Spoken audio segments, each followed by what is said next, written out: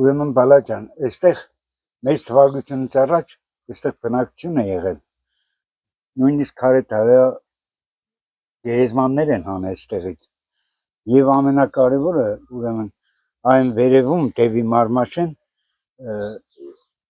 Արգիշտի թագավորը երբ որ գրավում է Երախյա երգիրը, այն ժամանակ Շիրակի դաշտավայր չի կոչվել։ Հենց այն բարձունքի վրա սարքում են բերդ։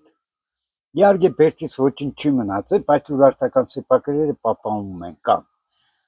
Ուրեմն տարածքը երբ որ անցնում է արդեն Բագրատունյան թագավորության տրամադրության տակ, Բագրատունները նվիրատվում են իրենց բաբական իշխաններին, որոնք եղել են պալավունները։ Եվ Վարան Պալավունին, որը գերեզման անմիջապես եկեղեցու դիմաց է,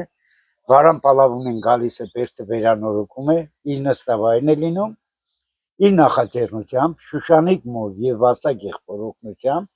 988 թվականին հիմնադրում են կաթողիկե եկեղեցի։ Կաթողիկե դա ընդհանրականը, Աստվածածինը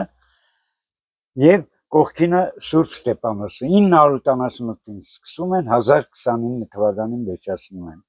Վարան Պալավունին այս երկու եկեղեցիները երբ որ սարքում է, այստեղ արդեն լինում է երկու եկեղեցի։ Այն վերևի եկեղեցին, որը մի պատն է մնացել, դա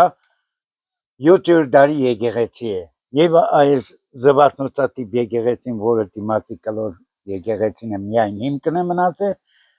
դա նույնպես ասում են 7-րդ դարի եկեղեցի է եղել, քանի որ արձանագրություն չի ունեցել, մեր հնությունները ենթադրում է, որ այո 7-րդ դարի եկեղեցիներ են։